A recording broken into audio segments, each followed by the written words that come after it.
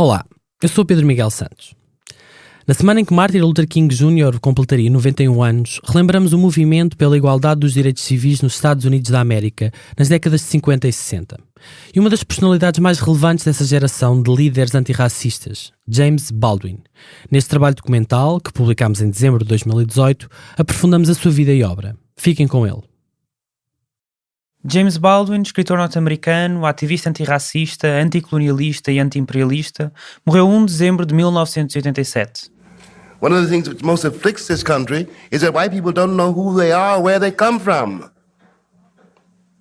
And that's why you think I'm a problem. But I am not the problem. Your history is. And as long as you pretend you don't know your history, you're going to be the prisoner of it. And there's no question you're liberating me, because you can't liberate yourselves. We're in this together. Baldwin foi um dos mais influentes escritores da sua geração e uma das personalidades mais relevantes do movimento pela igualdade dos direitos civis nos Estados Unidos da América nas décadas de 50 e 60. Passados 31 anos da sua morte, relembramos a sua vida e obra. Seja toda a gente bem-vindo ao Dois Pontos, um programa fumaça onde a atualidade é explicada.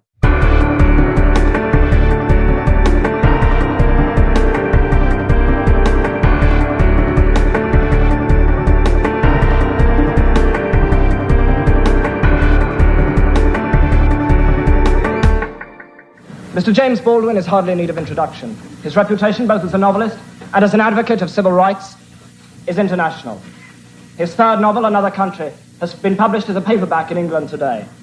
Mr. Baldwin and Mr. Buckley are both very welcome to the House this evening. 1965.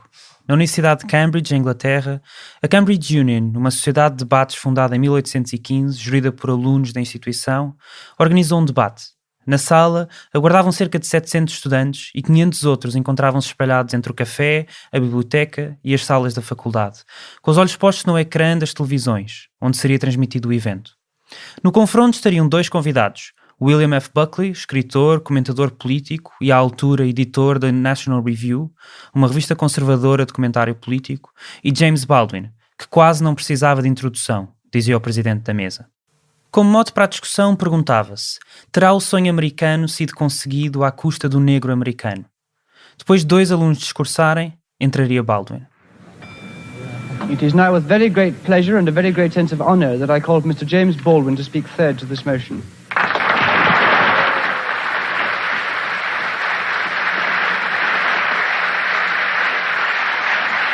Now we have Mr. James Baldwin, the star of the evening, who has been sitting, listening attentively, getting a wonderful reception here in the Cambridge Union. Tremendous enthusiasm from all sides of the House for Mr. Baldwin. Baldwin era uma estrela, dizia o jornalista que acompanhava o debate. Estávamos em pleno movimento pelos direitos civis das pessoas negras, que lutava contra a segregação racial nos Estados Unidos da América e por direitos iguais para todas as pessoas. No ano anterior, em 1964, o presidente Lyndon B. Johnson tinha assinado a Lei dos Direitos Civis, depois do assassínio de John F. Kennedy. A nova legislação proibia pela primeira vez a discriminação racial, religiosa e de género no acesso a emprego, a escolas, a espaços públicos ou ao direito ao voto. No final dos anos 50, James Baldwin voltou do seu exílio em França e na Turquia para fazer parte do movimento antirracista que ganhava força nos Estados Unidos. Fez uma visita ao sul do país, de onde escreveu, em 1959, no ensaio Nobody Knows My Name, A Letter from the South: a segregação é não oficial no norte e oficial no sul, uma diferença crucial que não faz nada, ainda assim, para aliviar muitos dos negros do norte. Foi um velho negro em Atlanta que me olhou nos olhos e me indicou para o meu primeiro autocarro segregado. Passei muito tempo a pensar nesse homem. Nunca mais o vi novamente. Não consigo descrever o olhar que trocámos entre nós enquanto lhe pedia direções. E foi talvez porque estava a entrar para um autocarro segregado e a imaginar como negros têm suportado estas e outras indignidades há tanto tempo que este homem me impressionou. Ele parecia saber que eu estava a sentir aquilo que ele também tinha sentido toda a sua vida, com uma pressão muito maior.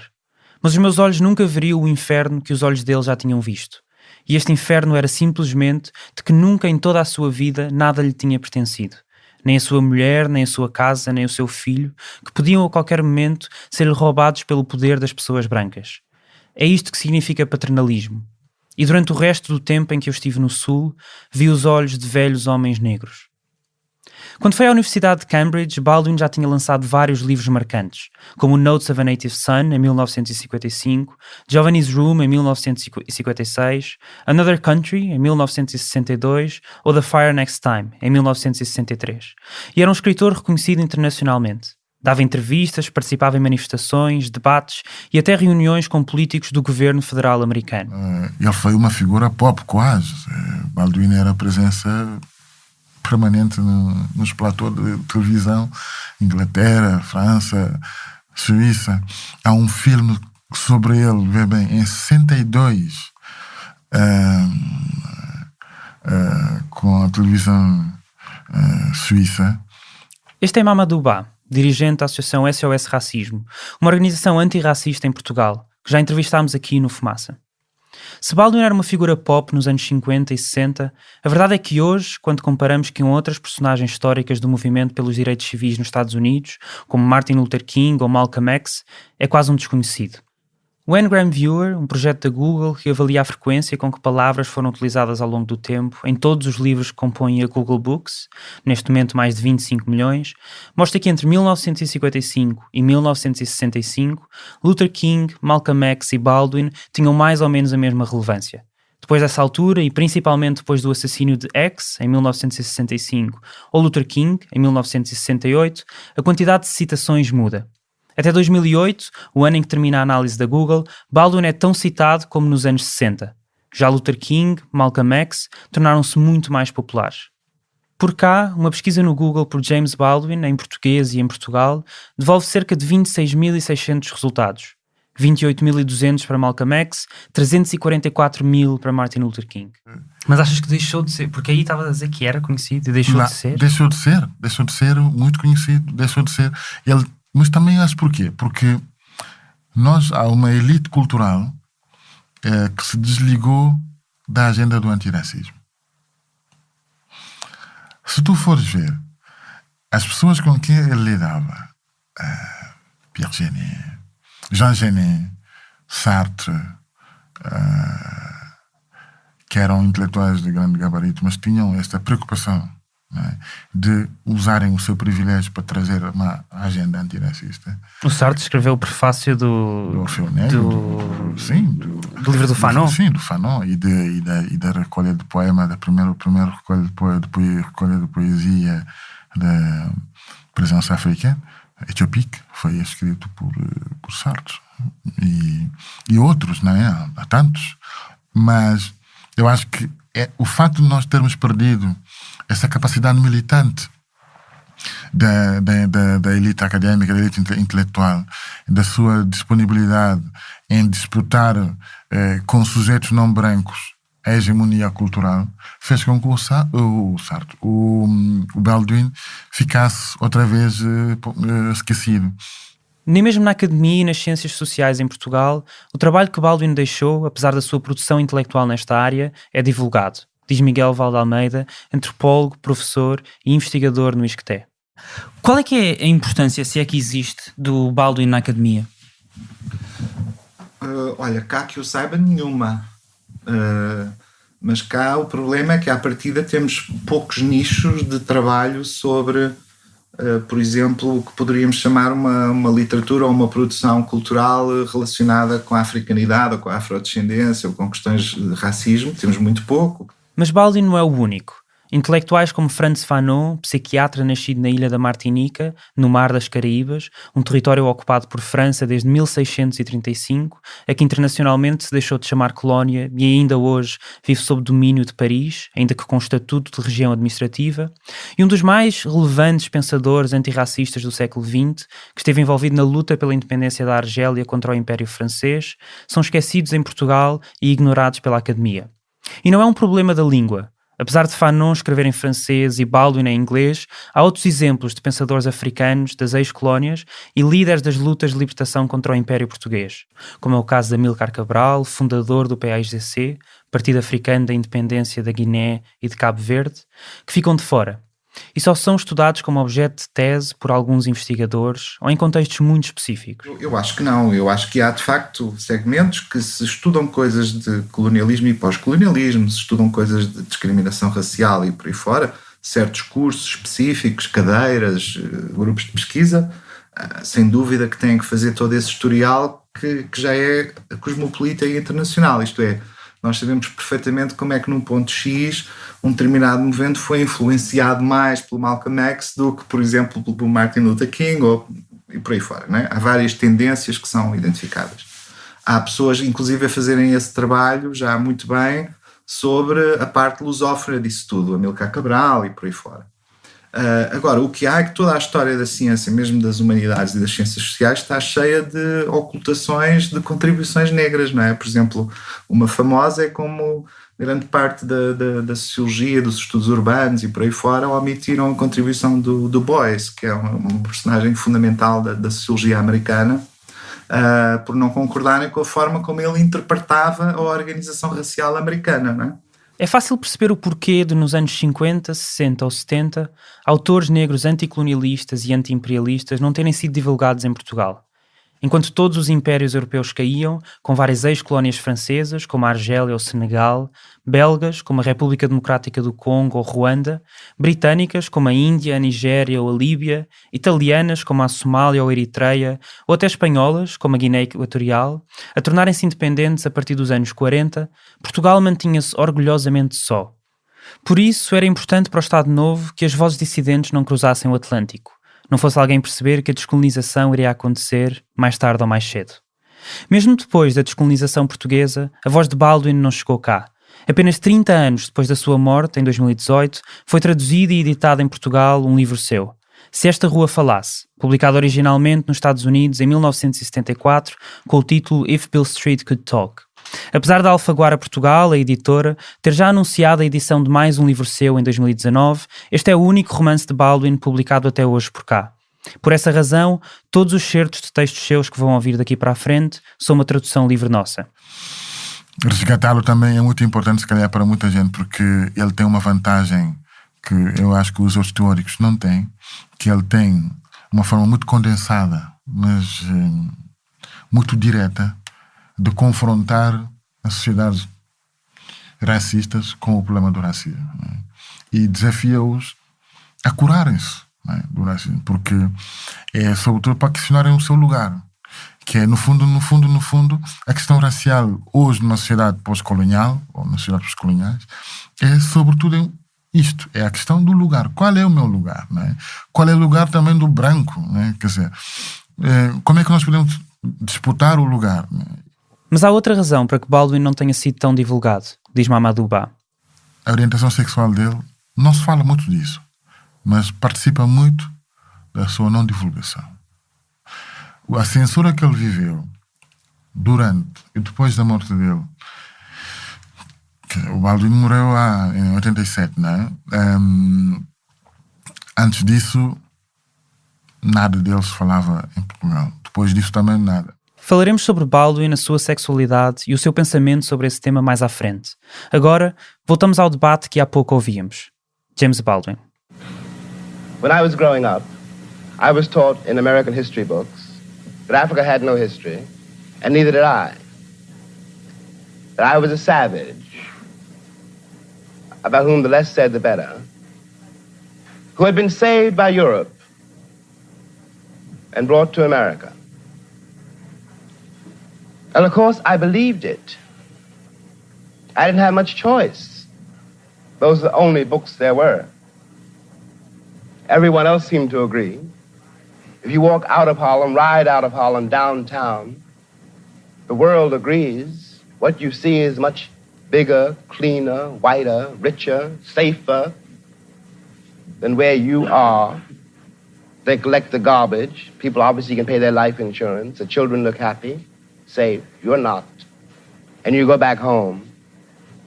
And it would seem then, of course, that it's an act of God, that this is true, that you belong where white people have put you.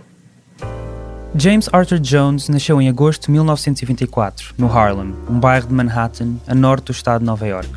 Desde o início do século XX, com os efeitos da grande migração negra, que levou mais de 7 milhões de pessoas americanas desde o sul do país para o norte, o Harlem tornou-se um bairro maioritariamente negro e um centro cultural crucial nos Estados Unidos. Foi lá que nasceram ou viveram figuras como Louis Armstrong, Duke Ellington, Billie Holiday, Harry Belafonte, Nina Simone, Tupac Shakur, Malcolm X ou Du Bois. Baldwin é filho biológico de Emma Burgess Jones e de um homem que nunca conheceu. Aquele a que sempre chamou pai, casou com a sua mãe 3 anos depois dele nascer, David Baldwin. Foi dele que recebeu o apelido. No ensaio Notes of a Native Son escreveu: "O meu pai parecia não saber exatamente que idade tinha, mas a sua mãe tinha nascido durante o tempo da escravatura. Ele fez parte da primeira geração de homens livres." Em 1865, foi aprovada nos Estados Unidos a 13ª emenda à Constituição, onde se lê: "Não haverá nos Estados Unidos ou em qualquer lugar sujeito à sua jurisdição, nem escravatura, nem trabalhos forçados, salvo como punição de um crime pelo qual o réu tenha sido devidamente condenado." Foi menos de 60 anos antes de James Baldwin nascer. O seu pai era evangélico, dizia sermões numa igreja batista no Harlem e foi assim que a religião entrou na sua vida. Entrou para a igreja aos 14 anos. Tornou-se pregador, também ele, e dizia um sermão por semana, por vezes mais. Nada do que me aconteceu desde essa altura igualou o poder e a glória que algumas vezes sentia a meio de um sermão. Escreveu no ensaio Letter from a Region in Mind, em 1962, quase com 40 anos. Nesse texto, conta também o processo que 3 anos depois de ter entrado, o levou a sair da igreja. Apercebi-me que a Bíblia tinha sido escrita por homens brancos. Eu sabia que, de acordo com muitos cristãos, eu era descendente de Cam, que foi amaldiçoado, e que por causa disso eu estava predestinado a ser um escravo. Cam é uma personagem bíblica, filho de Noé. O seu filho, Canaã, foi amaldiçoado e considerado o servo dos servos. Isto não tinha nada a ver com o que eu era, como tinha ou poderia tornar-me. O meu destino tinha sido selado para sempre, desde o início dos tempos. Parecia de facto que, quando se olhava para a cristandade, era nisto que a cristandade efetivamente acreditava. Era certamente a maneira como se comportavam. Um ano depois, num debate com Malcolm X, ativista pelos direitos civis e líder muçulmano, explicou que não era religioso. I'm not religious. And therefore, since I'm not religious, all theologies, for me, are suspect.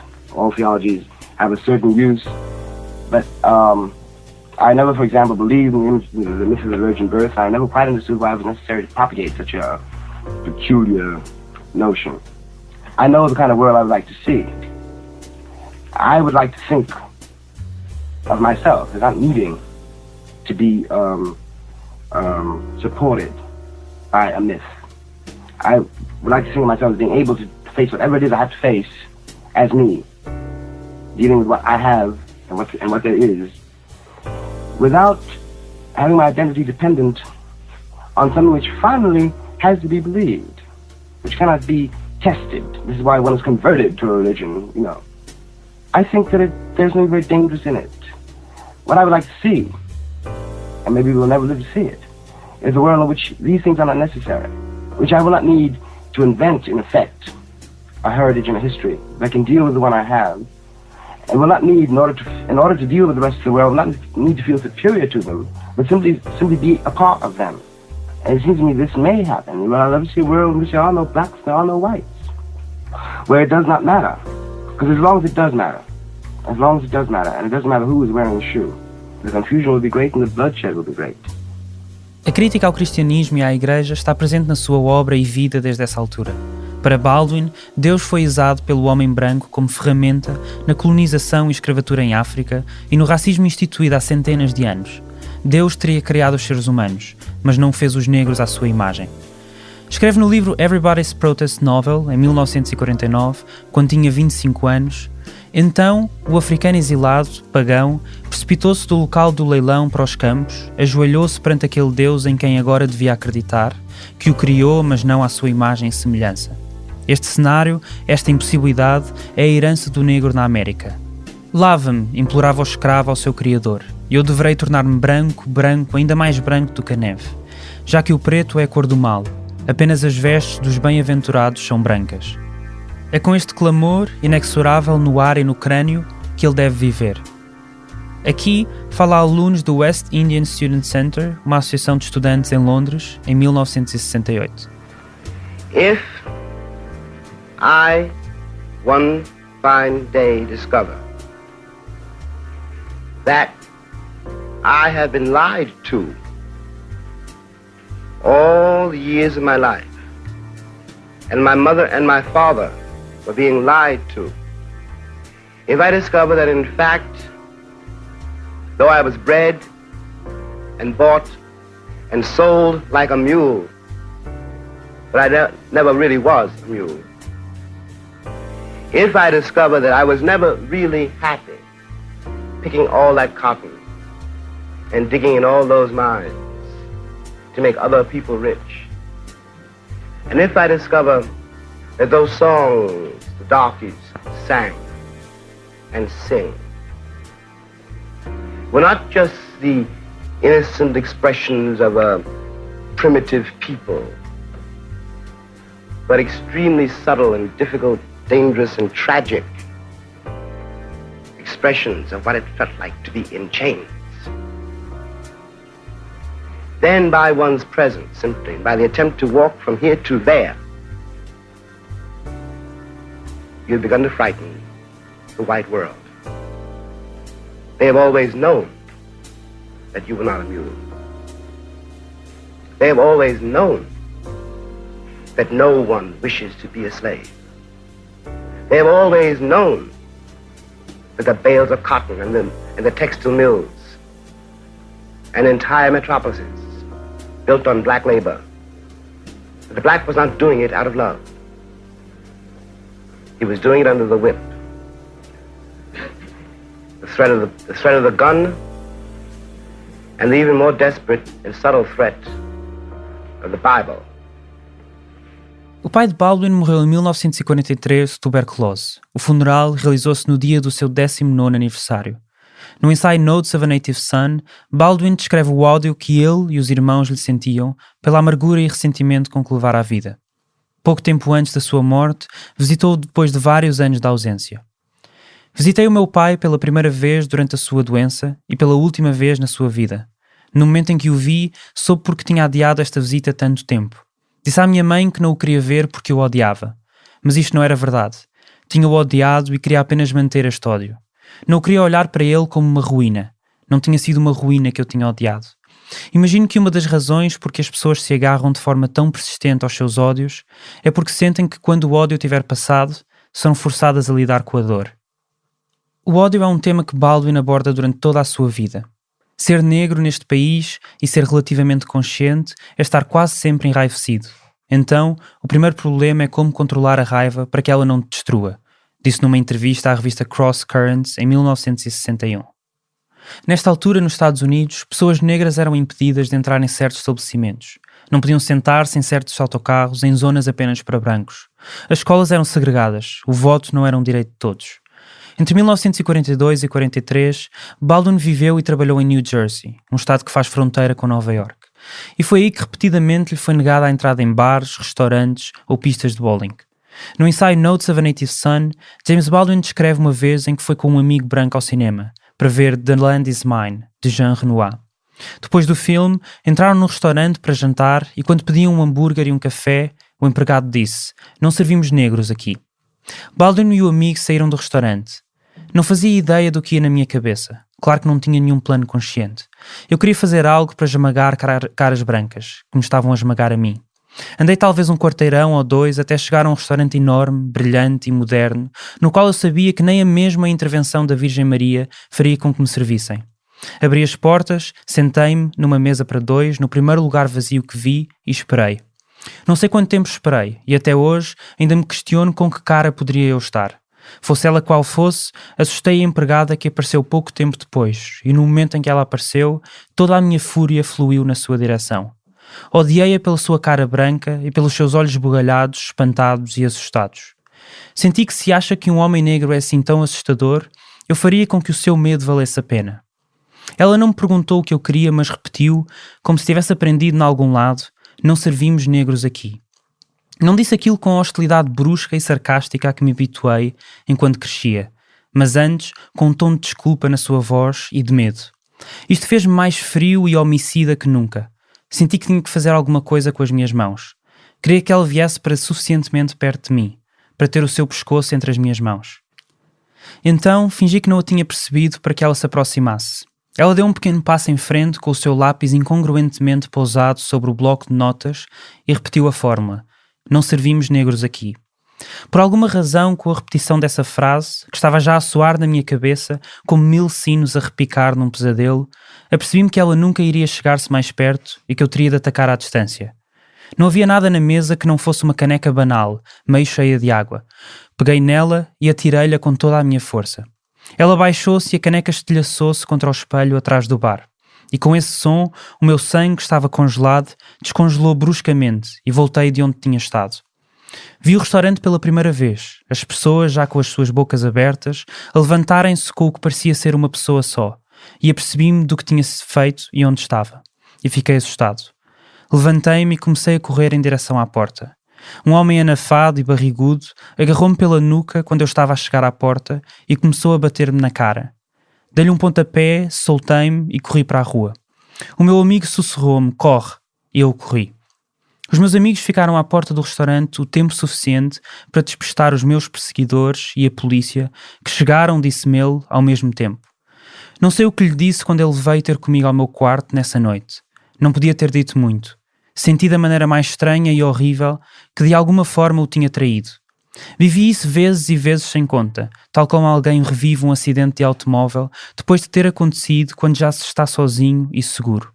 Não conseguia ultrapassar 2 factos, ambos igualmente difíceis de aceitar, e um deles era que poderia ter sido morto, mas o outro era que tinha estado pronto para matar. Não via nada muito claro, mas via isto, que a minha vida real, estava em perigo. Não por algo que as pessoas me pudessem fazer, mas pelo ódio que eu carregava dentro do meu coração. Quis dizer-vos este longo texto porque me arrepiei quando li pela primeira vez. Este certo é das coisas mais tristes que li de James Baldwin. Não há muita gente que descreva abertamente o ódio e a raiva que sente e que admita ainda assim que esse ódio o pode matar. Aquilo que eu posso dizer é que aqui em Portugal eu já senti raiva. Flávio Almada, também conhecido por LBC, é rapper, membro da plataforma Gueto, uma plataforma antirracista, e da Associação Cultural Moinho da Juventude, um projeto comunitário sediado na Cova da Moura, na Amadora, que venceu em 2007 o Prémio de Direitos Humanos da Assembleia da República. Já senti raiva e o mais estranho se eu não sentisse. O mais estranho era se eu não sentisse, com o nível da forma como a nossa população é tratada aqui, assim mesmo pessoalmente, e é como se eu não sentisse raiva, ou já estou completamente coisificado. Não, e se eu não sentisse raiva, eu senti raiva, né? Agora, mas odiar alguém, nunca odiei ninguém, assim. LBC é um dos 6 residentes da Cova da Moura que em fevereiro de 2015 foram violentados física e psicologicamente por vários agentes da Polícia da Segurança Pública, em Alfragide, acusa o Ministério Público. Tinha ido pedir explicações sobre a prisão de um outro residente, detido nessa tarde, e acabou por ficar ele próprio e mais 5 pessoas detido durante 2 dias. Em dezembro de 2017, numa imputação sem precedentes, 17 agentes da PSP foram acusados pelos crimes de falsificação de documento agravado e denúncia caluniosa e tortura, sequestro, injúria e ofensa à integridade física qualificada, agravado pelo ódio e discriminação racial. Porque eu não tenho direito a ter raiva? Se a raiva é humana, porque é que eu não posso ter raiva se eu sou constantemente pela existência do racismo estrutural e articular outras coisas também, que tenta de qualquer forma não deixar-nos viver, e automaticamente eu respirar, é claro, isso como que não, é claro que sente, se alguém linchar o teu irmão ou a tua irmã, ou virar a tua irmã, ou entrar na tua casa, como fazem várias vezes no bairro, que arrebentam a porta e batem até nos idosos e não respeitam ninguém. Claro que passa pela cabeça muita coisa, e passa pela cabeça muita coisa. Eu não sei se eu não posso falar por todos, mas eu já senti raiva e tenho raiva. O que eu sinto é uma raiva sobre a dificuldade que é combater isto. Percebes? Esta é a Beatriz Gomes Dias, professora de Biologia numa escola do ensino secundário em Lisboa e uma das fundadoras da JAS, Associação de Afrodescendentes. A minha necessidade de agir de uma forma antirracista vem da raiva e da vergonha. Da raiva de ter sido colocada num lugar que eu nunca escolhi, da vergonha de ter sentido tudo o que me obrigaram a sentir sobre mim, e é isso que me dá energia para lutar para a transformação social e para mudar o estado das coisas e para dizer as coisas que eu digo. Grande parte do meu discurso e dos meus argumentos vem da raiva e da vergonha. Mamadou Ba, que ouvimos há pouco. Tu identificas-te com esta raiva? Sim, porque a história do corpo negro foi sempre uma história de violência, não é? E na verdade, como o Fanon dizia, e eu por isso que tento sempre cruzá-los os dois, Fanon e Baldwin, a violência que sente o corpo violentado, o corpo negro, é uma violência de expiação, de catarse, porque não há outra forma de nós podemos, inclusive, depois recentrarmos para aquilo que importa, que é caminhar para a nossa libertação, se não pudermos ver a dimensão catastrófica que foi a violência que foi a que fomos submetidos. É verdade que o Baldwin tinha um discurso muito visceral sobre o ódio, mas eu acho que essa é a visceralidade do discurso dele sobre o ódio, é mais uma questão de uma abordagem pedagógica para com os brancos, né, que não sabiam quem eram, ou seja, que estavam sempre por trás do biombo do privilégio. O que é revolucionário na obra de Baldwin é a maneira como contextualiza a raiva que sente e relaciona o racismo de hoje com o processo imperialista e colonialista branco que levou centenas de anos. E que, claro, não faz parte da narrativa oficial de quem escreveu a história. One of the things that most afflicts this country is that white people don't know who they are, where they come from. That's why you think I'm a problem. But I am not the problem. Your history is.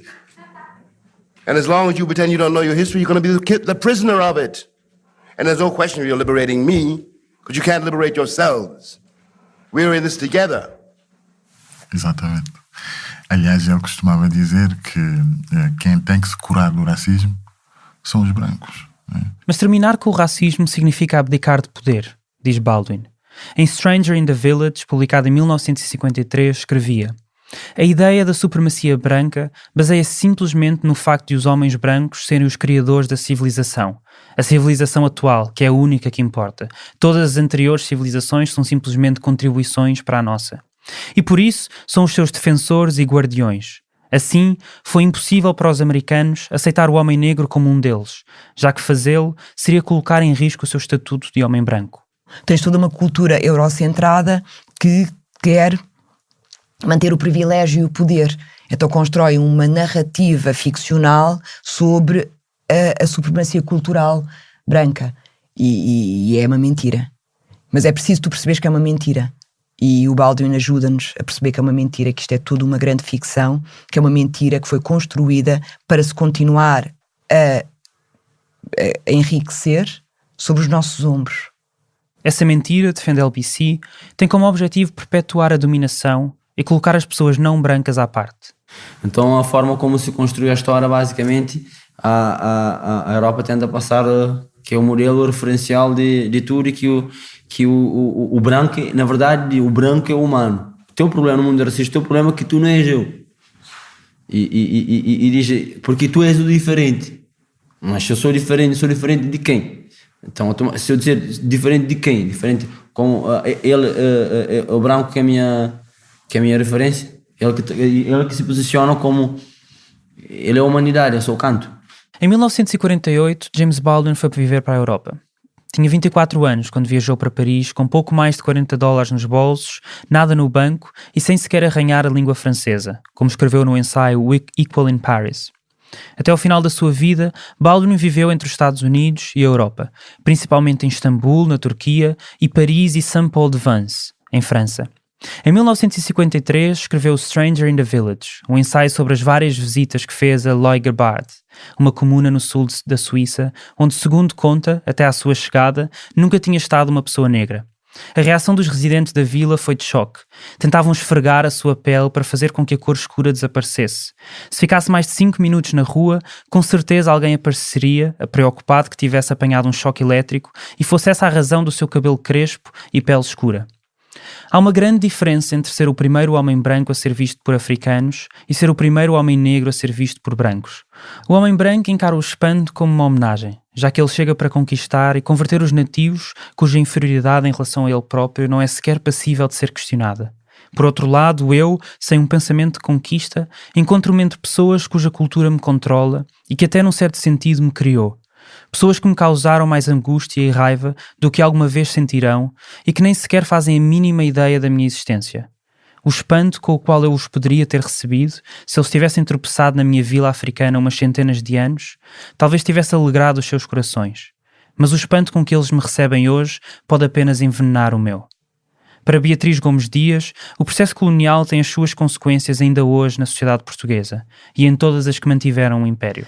Um país que, tendo colónias, cria um processo ou mecanismos de segregação e mecanismos de dominação tão ferozes como aqueles que foram desenvolvidos pelos portugueses durante o período colonial, e tendo o período colonial tendo acabado há tão pouco tempo, ou seja, havia uma ideia completamente inquestionável da supremacia e da superioridade, quer seja cultural, social e civilizacional, que essa ideia não desapareceu.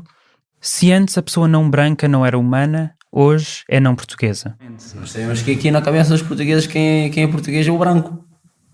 Não se imagina o português negro. E não é à toa que muita gente pode, quando se pergunta, e tu és de onde? Ah, sou daqui. Daqui onde? Sim, sou daqui. Os teus pais estão onde? Não, os meus pais estão daqui. E porquê que não é português? Não é português porque é inferior. É inferior, é incivilizado, é primitivo.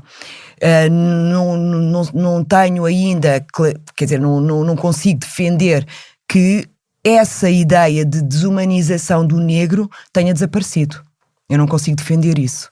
O que eu acho é que existe uma maior sofisticação no discurso, uma forma mais elaborada, ou seja, os termos foram substituídos por outros. E eles não são capazes de se integrar. E eles não são capazes de integrar, nós ouvimos aqui no nosso país, né? Quer dizer, quando se fala das comunidades imigrantes ou racializadas. Quando se fala da comunidade cigana, por exemplo, né? Nós ouvimos as pessoas dizerem que eles não são capazes. Eles. Porque o eles ficou no lugar do outro hoje. Tornou-se muito mais fácil para não ser acusado de racista, de pontuar a tal falta de progresso ou de evolução das ditas comunidades racializadas com a sua própria condição cultural, a sua pertença étnico-racial, faça com que não sejam capazes de se integrar. E se não se integram, não acompanham o progresso da sociedade, portanto, não acompanham a evolução da sociedade. Portanto, voltamos à estaca zero da questão da civilização, né? São civilizados ou são bárbaros, né? Têm almas ou não têm alma, né? A alma cabe num corpo negro ou num branco ou não cabe. E já estamos outra vez a voltar para a história. Ou seja, a vantagem, uma das grandes vantagens do Baldwin é exatamente essa. Ele consegue-nos, com frases muito simples, com asserções muito simples, mostrar-nos a ligação ontológica que existe entre empresa colonial, imperialista, ligada à questão da civilização ocidental na sua sanha de controle e dominação, com o que é ainda toda a relação com sujeitos não brancos no seu contato com o mundo branco. When white people, quote unquote white people, talk about progress in relationship to black people, all they are saying and all they can possibly mean by the word progress is how quickly and how thoroughly I become white. I don't want to become white. I want to grow up, and so should you. Thank you.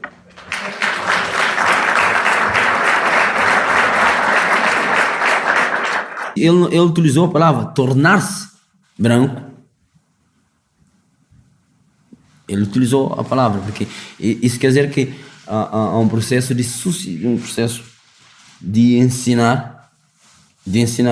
A assimilação como parte do progresso ou da integração tem uma história que nos leva mais uma vez para o tempo colonial. O Estatuto do Indigenato, que esteve em vigor no Império Português até 1961, previa direitos e deveres diferentes para indígenas que não se assimilassem aos portugueses brancos. Lê-se no Estatuto dos Indígenas Portugueses das províncias da Guiné, Angola e Moçambique, no artigo 2º, consideram-se indígenas das referidas províncias os indivíduos de raça negra ou seus descendentes que, tendo nascido ou vivendo habitualmente nelas, não possuam ainda a ilustração e os hábitos individuais e sociais pressupostos para a integral aplicação do direito público e privado dos cidadãos portugueses. E por isso, tinham de ser, por exemplo, forçados ao trabalho numa ideologia de missão civilizadora. Sim, isto aconteceu há menos de 60 anos. E em outras potências imperialistas, o processo era parecido. Frantz Fanon, o filósofo e ensaísta de que falámos ainda há pouco, escreveu no livro Pele Negra, Máscaras Brancas, originalmente publicado em 1952, o negro deve, quer queira ou não, usar a farda que o homem branco lhe fez. O que uma sociedade racista sugere às populações negras é de colocar a máscara branca para ser aceito. É que coloca a máscara branca e anda aí bem quietinho. Baldwin falou sobre isso numa entrevista ao jornalista Nathan Cohen para o programa Encounter da CBC, a cadeia de rádio e televisão públicas canadianas, em dezembro de 1960. For years, all the time we know about, really, all the time that matters to us, Negroes, black men have been described by white people. In order for the Negro slave to become an American, he had to accept all the definitions which were offered him, the language, the psychology, the theology, the morals, everything. He was defining himself in terms of someone else's definition. It is very important when the day comes that instead of being defined by others, you are able to define yourself, and the threat, which is always what is felt by the people who have been describing you, is that if you can describe yourself, then you can describe them, and if you can describe them, what will you say? And in the case of the American Negro describing white people, one can see, I think, how great the panic might be. Baldwin incorporou no seu estilo a sua própria identidade. Na escrita, inclui traços do que chamava Black English, ou inglês negro, não reconhecido oficialmente. Em 1976, publicou o seu primeiro e único livro para crianças, chamado Little Man, A Story of Childhood, dedicado ao seu sobrinho Tijan Karifa Smart, ou TJ. O livro foi mal recebido e saiu das livrarias pouco tempo depois. Uma das razões foi o facto de a linguagem utilizada não seguir as normas do inglês convencional. O livro só voltou a ser reeditado novamente em 2018, 42 anos depois.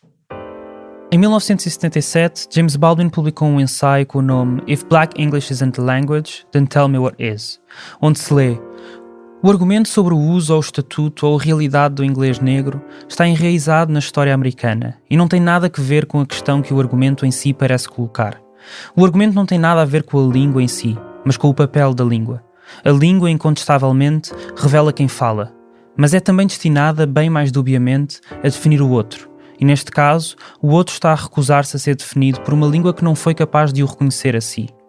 Houve um momento no tempo e neste lugar em que o meu irmão, a minha mãe, o meu pai, a minha irmã tiveram de me transmitir, por exemplo, o perigo em que eu estava por causa de um homem branco, mesmo atrás de mim. E tinham de transmiti-lo com rapidez e numa língua que o homem branco não pudesse de todo entender e que, na verdade, ainda hoje não entende. Ele não pode dar só o luxo de entender. Esta compreensão revelar-lhe-ia demasiado sobre si próprio e destruiria aquele espelho à frente do qual ele tem estado congelado durante tanto tempo.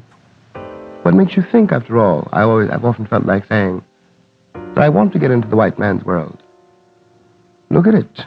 But you are part of that world. Oh, of course. Everyone is. There's no way But I'm trying to point out this, that there really isn't on the basis of it. Just looking at the evidence, any reason for white people to assume the Negroes want to be like them.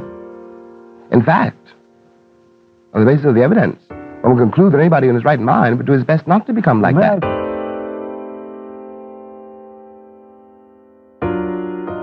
Durante a campanha eleitoral em 1968 para a presidência, na qual era candidato, Robert Kennedy, ex-procurador-geral da República e na altura senador dos Estados Unidos e irmão de John F. Kennedy, que tinha sido presidente até 63, quando foi assassinado, afirmou que seria possível em 40 anos ver um negro presidente. I remember, for example, when the ex-Attorney General, Mr. Robert Kennedy, said that it was conceivable that in 40 years in America we might have a Negro president. And that sounded like a very emancipated statement, I suppose, to white people. They were not in Harlem when this statement was first heard, and did not hear, and possibly will never hear, the laughter and the bitterness and the scorn with which the statement was greeted. From the point of view of the man in the Harlem barbershop, Bobby Kennedy only got here yesterday. And now he's already on his way to the presidency. We've been here for 400 years, and now he tells us that maybe in 40 years, if you're good, we may let you become president.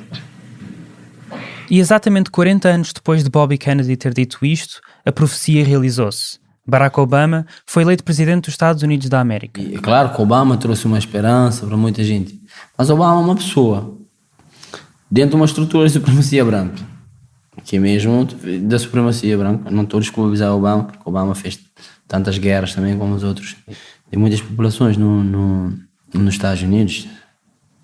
Obama enganou a expectativa, mas isso também é porque também não foi propriamente, foi a falta de compreensão da forma de como a própria estrutura dos Estados Unidos funciona. É claro que do ponto de vista simbólico foi muito importante para muita gente. Eu conheci um miúdo que disse que não queria nada a ver com livros. Quando Obama se tornou presidente, ele disse: bom, agora eu quero estudar. Do ponto de vista simbólico, ok, mas do que Obama, das políticas que Obama fez em relação tanto à migração, em relação à questão da militarização no continente africano, deu seguimento. Para Mamadou Ba, apesar da vitória de Obama ter tido um papel simbólico importante, Baldwin teria criticado a sua presidência, se estivesse vivo para a ver. E eu acho que ele ficaria contente. No entanto, eu acho que ele ficaria logo desapontado outra vez, porque ele era muito pacifista, ele era muito anti-imperialista, e o Obama, e depois ele não... e há uma coisa, eu acho que ele era um tipo muito realista, porque de todos os intelectuais daquela geração, ele foi dos poucos que não acreditou na quimera pós-racial. Eu acho que houve uma altura em que tivemos grandes intelectuais que acreditaram que provavelmente por ter havido uma derrota científica do racismo e virando apenas a discussão sobre a questão da classe, ou seja, nós podíamos burilar as desigualdades, não é? Através das lutas de classe. E acreditar numa hipótese, numa quimera pós-racial, que resolvida através do Estado de Providência a questão das desigualdades, teríamos resolvido a questão racial. Eu acho que ele nunca caiu nesse erro. Eu acho que ele teria cobrado muito ao Obama a seguir, porque o que nós vimos na presidência do Obama foi precisamente isso, né? Porque o Obama, apesar de ter, do ponto de vista simbólico, ter sido, francamente, né, haverá sempre na história um antes e um depois do Obama. Por mais que não queiramos, por mais críticas tenhamos ao Obama, e Deus sabe que são muitas, mas há um antes e um depois do Obama. No entanto, há um problema com o legado do Obama, que foi ele, isto tem a ver precisamente com a questão do lugar, que é, o Obama penso eu, que o melhor que ele podia fazer, o melhor serviço que ele podia prestar à causa antirracista era abstrair-se da sua cor da pele. Né? Só que este foi sempre o convite que o branco fez ao negro. Né? Pá, quer ser meu amigo, deixa de ser preto. Mas eu nunca vou deixar de pensar que tu és preto. Né? Tu é que tens que pensar que tu já não és preto. Assim, estamos juntos. Né? E acho que acho que o Baldwin lhe cobraria essa dívida, sem dúvida. Foi já no final da presidência de Obama que James Baldwin voltou a ser falado. Depois do seu desaparecimento, Raoul Peck, realizador haitiano, trouxe-o de volta à vida mediática em 2016, com o filme I'm Not Your Negro, nomeado para o Oscar de melhor documentário. O que é que tu achaste do I'm Not Your Negro? Acho que faltou-lhe alguma coisa. Há uma coisa... Faltou-lhe duas dimensões que estão presentes na obra do Baldwin e que hoje são contemporâneas e que são o futuro do movimento negro e que estão ausentes nesse filme. A questão de orientação sexual está ausente no filme. Está totalmente apagada. Está apagada. É uma injustiça tremenda. Tremenda. Para o Baldwin, para o património que representa dentro da luta que é preciso travar na comunidade LGBT, do racismo que existe na comunidade LGBT, a comunidade LGBT branca é muito racista. E é heteronormativa até, que é um nonsense. Não é? Mas há uma heteronormatividade tremenda na comunidade LGBT relativamente à questão da raça, à questão racial. Porque, para além de absorverem completamente todos os preconceitos da exotização do corpo negro, basta olhar para a produção literária ligeira dos movimentos LGBTs ou até do consumo comercial do movimento LGBT, a forma como os corpos negros LGBT são retratados em comparação com os corpos LGBT brancos ou corpos LGBT não brancos, como são retratados e como são em comparação com os corpos brancos. Há uma exotização excessiva que tem a ver com um percurso cultural, a forma como se imagina o que é a sexualidade de pessoas não brancas. Então há todo um ensalvajamento do corpo negro no movimento LGBT. Depois... E porquê é que tu achas que está fora? Porquê é que acho que está fora? Porque eu acho que o Raoul, provavelmente o Raoul Peck, que é o realizador, é homem do seu tempo, e do seu contexto, e nós sabemos que o Raoul Peck é haitiano. Isso tem o seu peso, porque a questão da sexualidade, da homossexualidade, não é uma questão que está resolvida em contextos coloniais ou pós-coloniais. Miguel Valde-Almeida, o primeiro deputado assumidamente homossexual no Parlamento Português pelo Partido Socialista e que ouvimos há pouco, concorda que faltou explorar o lado queer de Baldwin no documentário. Queer em inglês significa estranho, e foi uma palavra usada pejorativamente para descrever as pessoas que não se identificavam, ou pareciam não identificar-se, com expressões de género, identidades de género e orientações sexuais convencionais, normativas ou heterossexuais. Com o tempo, a palavra foi apropriada pela comunidade LGBTI, que agora a usa muitas vezes para descrever as pessoas que a compõem. Quer dizer, o Baldwin só é o Baldwin porque é também gay, não há mais... não há volta a dar a isso, não é? Mas de facto o filme corta completamente o aspecto da sua capacidade de intervenção nas questões sexuais. Miguel conheceu Baldwin através do livro Giovanni's Room.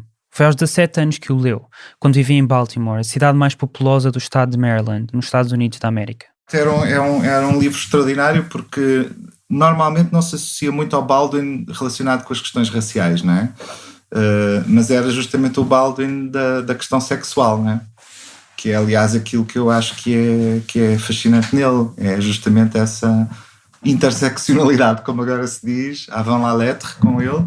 Era uma coisa absolutamente única, não é? E muito rara na época. Giovanni's Room foi publicado em 1956, no início do movimento pelos direitos civis e antes da libertação gay dos anos 60 e 70, um movimento de ação direta pela liberdade das pessoas LGBT se assumirem como tal. E eu era um jovenzinho, ignorante, acabado de chegar aos Estados Unidos, não sei o quê, e portanto sabia muito pouco de muita coisa, e não fazia a mínima ideia que ele era negro quando li da primeira vez. E não havia internet e as coisas não se investigavam com a mesma facilidade. E eu acho que só tempo depois é que eu percebi quem ele era e depois fui procurar as outras coisas dele, não é? E mais tarde li outras coisas. E o que é interessante é que ao leres o Giovanni Room tu percebes que há negritude no livro, mas não sabes que a própria pessoa está a falar a partir da sua experiência, embora ele diga que aquilo não é autobiográfico. Mas o David é loiro, branco, não é? Exatamente, e portanto... O David que é a personagem principal. Exato, ficas naquela de, está a falar da questão da sexualidade, e a questão da sexualidade é racial, percebes? No fundo ficas com essa impressão, ela não é racializada. Mas é, claramente, e quando depois mais tarde percebo o resto da obra dele, retrospectivamente percebo a importância que estava ali de ser um autor negro. Um escritor queer e negro publicar um livro que contava uma relação homossexual entre dois homens estava à frente do seu tempo. Podia ser perigoso até, mas foi justamente a interseccionalidade de que fala Miguel Valde Almeida que fez de Baldwin o escritor que foi. Explica o que é a interseccionalidade. Bom, é uma palavra complexa que apareceu para dizer uma coisa muito simples, que é a tentativa de, quando se olha para questões de discriminação, desigualdade de oportunidades, política identitária, não se olhar apenas para um dos vetores que vêm dos movimentos sociais identitários, mas olhar para as diferentes composições identitárias de uma pessoa, para as posicionalidades complexas que existem. A primeira vez que isso surgiu a partir de uma eu acho que ela é socióloga, a Crenshaw, que inventou o termo, a partir da primeira grande preocupação sobre essa questão, que foi entre as feministas negras americanas, e não só. Isso vem em que anos, mais ou menos? A partir isto já se pensava nos anos 70 e 80, mas nos anos 90 a coisa é bastante estabelecida nos próprios movimentos, porque as mulheres negras feministas sentiam a contradição entre a participação no movimento feminista, onde eram tratadas sobretudo como negras, e a participação no movimento negro, onde eram tratadas sobretudo como mulheres, não é? E portanto sentiram a necessidade de perceber mais, do ponto de vista teórico, perceber de uma forma mais fina as diferentes camadas que constituem a identidade de qualquer pessoa, como é que isso se articula politicamente e as contradições e tensões que isso gera, não é? Se pensares em termos de classe, sexualidade, género, raça, etnicidade, religião, etc., etc., tens de facto camadas que se cruzam interseccionalmente de uma forma muito mais rica. Se olharmos mais uma vez para o N-Gram, o projeto da Google que analisa a frequência das palavras ao longo do tempo, percebemos que a palavra intersectionality aparece apenas nos anos 80. A primeira vez que a palavra é usada é, aliás, em 1987, exatamente no ano em que Baldwin morre vítima de cancro. Baldwin era interseccional antes de interseccional ser uma classificação. Disse à cadeia de televisão norte-americana NBC Chris Freeman, linguista doutorado em língua inglesa, professor na Universidade da Califórnia do Sul, nos Estados Unidos. Ele é a razão por que hoje existe a palavra. Na mesma peça da NBC, James Baldwin's Sexuality, Complex and Influential, Michelle Gordon, também doutorada em língua inglesa e professora assistente na Universidade de Emory, nos Estados Unidos, disse: ser negro na América, ser negro e gay na América, ser um negro americano na Europa, ser negro e gay no mundo. Tudo isso dá um estatuto de estrangeiro, que lhe dá a capacidade de ver o mundo tão nitidamente, porque ele não se encaixava totalmente nele. A forma como ele fala de raça, ele explica muitíssimo bem o que é ser negro nos Estados Unidos. Mas ele explica isso de uma forma que eu acho que só é possível ao mesmo tempo sendo um gay politizado. Isto é, ele percebe que a coisa não se organiza apenas através da divisão branco-negro, porque ele percebe as questões de género e sexualidade que organizam qualquer um desses segmentos, quer o branco, quer o negro, e percebe como é que se reproduzem ideias, por exemplo, de masculinidade, ideias de família, de parentesco, etc., como formas de reproduzir a hierarquia racial também. Now, when you were starting out as a writer, you were a black, impoverished, homosexual. You must have said to yourself, gee, how disadvantaged can I get? Oh, no, I thought I hit the jackpot. Oh, great. It was so outrageous you could not go any further, you know. So you had to find a way to use it. Não foi apenas Giovanni's Room que abordou questões LGBTI. também livros como Another Country, publicado em 1962, Tell Me How Long the Train's Been Gone, publicado em 1968, e vários outros ensaios abordavam este tema. Ainda assim, nos dias de hoje, Baldwin está longe de ser reconhecido pela sua influência queer, lamenta Miguel Valdealmeida. Se tu perguntares a uma pessoa para fazer uma lista imediata de figuras icónicas que representem os homens gays nos Estados Unidos, aparece do Harvey Milk, aparece não sei quem, aparece esse aquele, mas não te aparece o Baldwin dito pela maior parte das pessoas, que é uma pena. Mas para muita gente, James Baldwin é descrito como homossexual. Para ele, a orientação sexual não era uma coisa fechada, limitada. Em 1984, em entrevista à revista The Village Voice, disse: "A palavra gay sempre me soou errada. Nunca percebi exatamente o que ela queria dizer. Não quero soar distante ou paternalista, porque não é isso que sinto." O jornalista Richard Goldstein pergunta: "Nunca pensou em si como sendo gay?" E Baldwin responde: "Não. Eu não tinha uma palavra para isso. A única que tinha era homossexual, mas não cobria exatamente o que quer que fosse que eu estava a começar a sentir.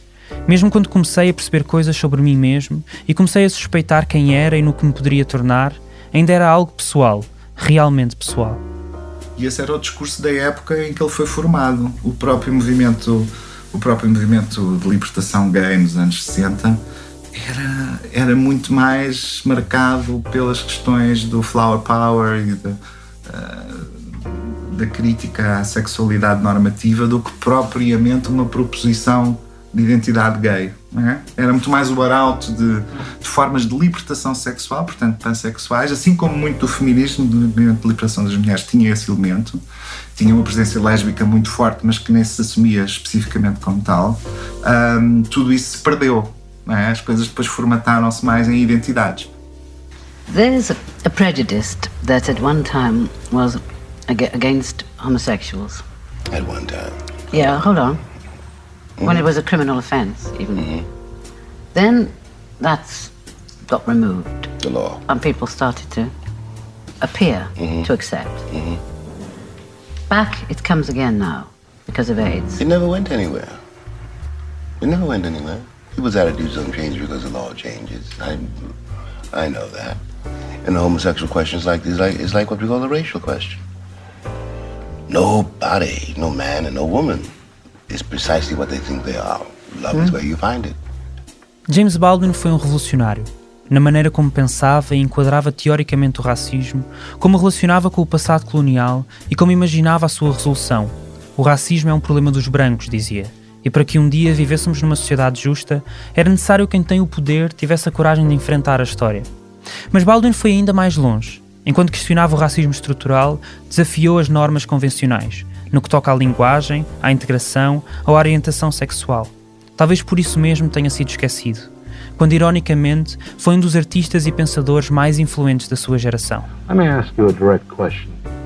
Under the circumstances in your heart, aren't you basically very pessimistic about the future for the Negro in the United States?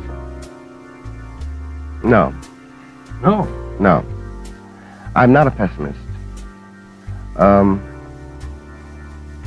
Pessimists, I've noticed, are silent.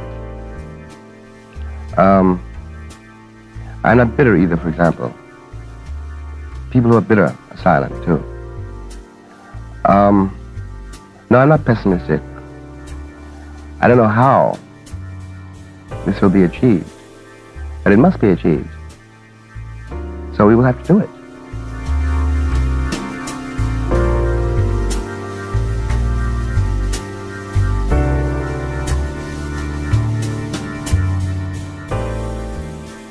Este episódio foi escrito por mim, Ricardo Seves Ribeiro. O Pedro Miguel Santos fez a edição do texto, o Bernardo Afonso fez a edição de som e do vídeo, a música do genérico e a banda sonora original que acompanha toda a peça. Fazem ainda parte da equipa Fumaça a Ana Freitas, Frederico Raposo, Maria Almeida, Sofia Rocha, Tomás Pereira e Tomás Pinho. Todas as entrevistas que fizemos, com a Beatriz Gomes Dias, o LBC, o Mamadou Ba e o Miguel Valdealmeida, estão disponíveis na sua totalidade em fumaca.pt. Ouçam mais episódios em fumaca.pt ou no iTunes, SoundCloud, YouTube, Comunidade de Cultura e Arte, Rádio Universitária do Minho, Rádio Alma em Bruxelas e também noutras aplicações de podcasts. Até já!